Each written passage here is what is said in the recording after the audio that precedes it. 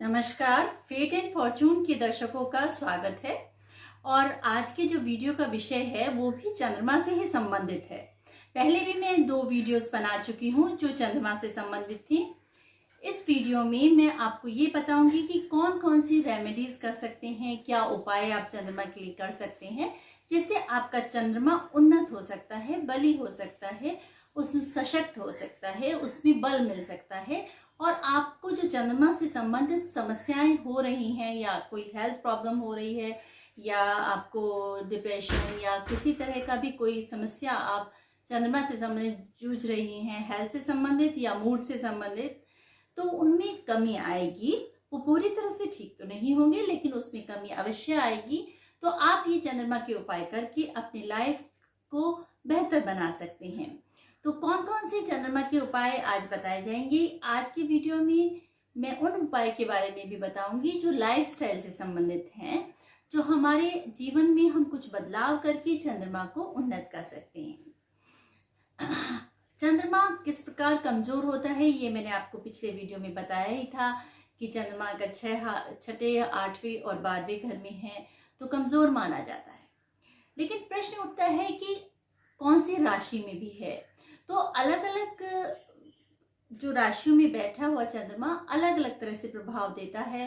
जैसे 6ठे घर में बैठा है तो वो रिश्तेदारों से उनको तकलीफ रहती है, बीमारी से तकलीफ रहती है। और अगर 8वें घर में बैठा है तो उनको अचानक घटनाएं होती हैं और जितनी वो पोटेंशियल रखते हैं, जितनी उनमें काबिलियत है, उसका वो पूरा लाभ नहीं उठा पाते। इसी तरह से 12वें घर में अगर चंद्रमा है तो वो अलग तरह से नुकसान देता है, उनका जो खर्चा है कंट्रोल नहीं होता है। तो अलग अलग तरह से जो है चंद्रमा हमें प्रभावित करता है।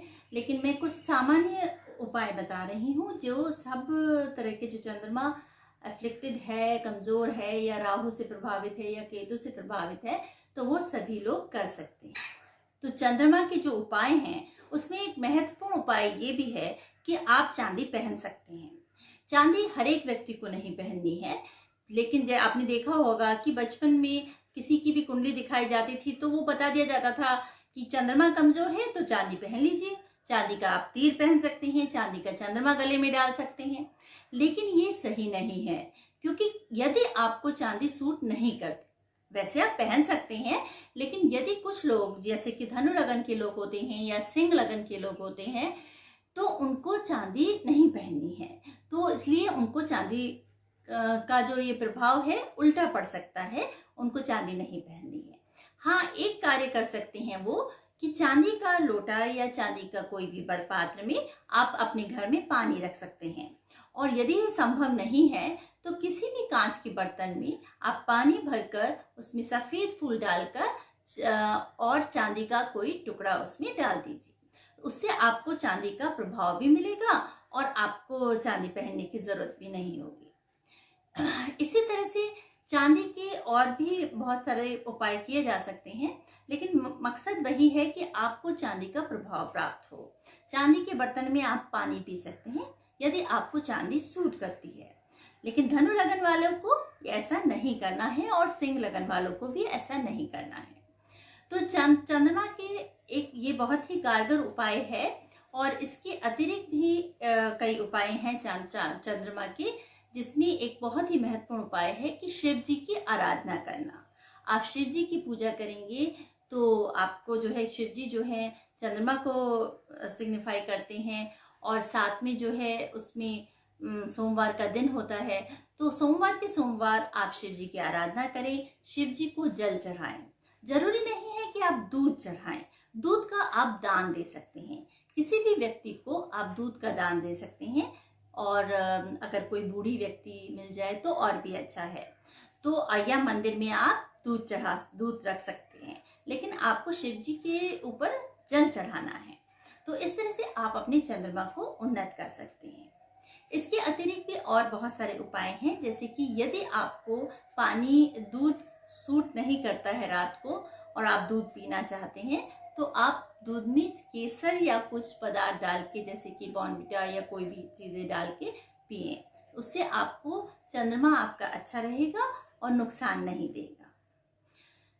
इसके अतिरिक्त एक बहुत ही कारगर उपाय है वो है कि आपको अपनी माँ का आदर करना है। माँ को अपशब्द नहीं कहने हैं। कुछ लोग अपनी माँ से कुछ भी बोल देते हैं, तो माँ का आदर करना है, उनकी सेवा करनी है। और माँ के अतिरिक्त जो भी उनकी ताई, चाची, नानी, ताई, चाची, आंटी या मामी, वो जो भी माँ की श्रेणी में आते हैं उनका भी आदर करें, तो उससे उनका चंद्रमा उन्नत होगा। चंद्रमा को उन्नत करने के लिए सबसे महत्वपूर्ण है जल का सही प्रयोग। जल का अपव्यय ना करें, जल को बिना बात ना बहाएं। कि जलीय पदार्थ जैसे कि आप दूध पीते हैं, आप जो भी सफ़ेद चीज़ें मतलब सेवन करते हैं, और या आप कुछ भी जूस वगैरह पीते हैं, तो उनको कितना पीना है और कैसी मात्रा में पीना है, साफ होना चाहिए। तो जल का एक तरह से सही प्रयोग करना बहुत आवश्यक है। और जिन लोगों का चंद्रमा 8वें घर में है, तो उनसे कहा जाता है कि वो गहरे पानी में ना जाएं, क्योंकि उनको डूबने का डर होता है, ड्राउनिंग चांसेस होते हैं। तो इसलिए उनको गहरे पानी में तो नहीं जाना है, लेकिन जो सबसे महत्वपूर्ण उपाय है वो कर सकते हैं चंद्र दर्शन। वो हर एक व्यक्ति कर सकता है, जिसका भी चंद्रमा कमजोर है वो चंद्रमा का दर्शन करें। यानी जब चंद्रमा आसमान में दिखाई देता है तो उसको जरूर देखें, उससे उनको बहुत अच्छी शक्ति मिलेगी और उनको बहुत अच्छा लगेगा। साथ ही पानी के पास वो बैठ सकते हैं।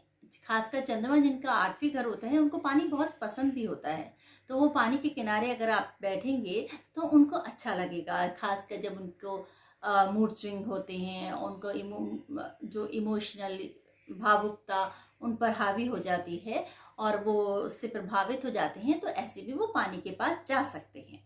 तो पानी के पास बैठना उनके लिए अच्छा है। पानी के गहरे पानी में ना जाएं और पानी पीने में सावधानी बरतें और पानी का दान करें। और जैसे कि दूध और पानी मिलाकर लोग पिहाऊ लगाते हैं, लोगों को दान देते हैं, तो वो सब कर सकते हैं। वो एक उनकी चंद्रमा को उन्नत करेगा। लेकिन चंद्रमा का मतलब यानी पानी का अपव्यय बिल्कुल ना करें, वो इनको बहुत नुकसान दे सकता है। और दूध और पानी की मात्रा भी बिल्कुल सही रूप में इस्तेमाल करें। कितना पानी पीना है और कितना दूध पीना है वो सही तरीके से इस्तेमाल करें। कुछ लोग ज़्यादा दूध पीते हैं, वो भी उनको नुकसान देता है। और जैसे मैंने बताया भी, यदि वो दूध पीने का बहुत ही अच्छा होती है तो वो कलर बदल के यानी हल्दी या केसर या कुछ डालकर आप पी सकते हैं। साथ ही जो है, अगर चंद्रमा राहु से इफ्लेक्टेड है खासकर, और वो उनको बहुत ज़्यादा चिंता देता है, तो वो उनको ओम नमो शिवाय का जाप करना चाहिए। और जिन लोगों को राहु से अफ्लिक्टेड नहीं भी है, वो लोग भी ओम नमो शिवाय का जाप कर सकते हैं, उससे आपका चंद्रमा उन्नत होगा। तो इस तरह से जो है, माँ और माँ के समान लोगों का आदर करके और पानी का सही प्रयोग करके आप जो है चंद्रमा को उन्नत कर सकते हैं। और एक और बात है कि कई बार चंद्रमा 6th हाउस में होता है तो व्यक्ति जल्दी ही जो है अपने इमोशंस पे काबू नहीं कर पाता है, और वो उनकी जो है अपने रिश्तेदारों से लड़ाई हो जाती है, उनका मूड्स डिप्रेशन हो जाता है।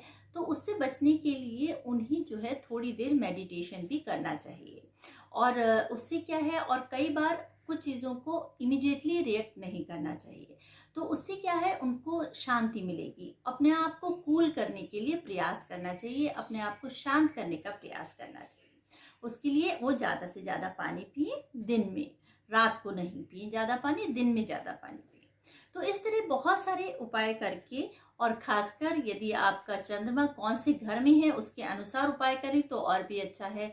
आपका कौन से लगन है, कौन सी राशि है, तो उसको जानकर यदि उपाय किए जाएंगे तो और भी अच्छा होगा। लेकिन ये सब उपाय भी आपके चंद्रमा को उन्नत करने में प्रभावी हो सकते हैं, तो आप ऐसा कर सकते हैं। और चंद्रमा से संबंधित मैंने जो आपकी 2 वीडियोस और भी बनाई हैं, उनको भी आप देख सकते हैं, जिससे आप समझ सकते हैं कि चंद्रमा का कमजोर होना किस तरह से आपको प्रभावित कर रहा है। तो यदि आपको मेरी वीडियोस अच्छी लग रही हैं और आपने सब्सक्राइब नहीं किया है तो कर लीजिए, और लाइक, शेयर और कमेंट्स भी कीजिए। मैं आपके प्रश्नों का उत्तर अवश्य दूंगी। नमस्कार।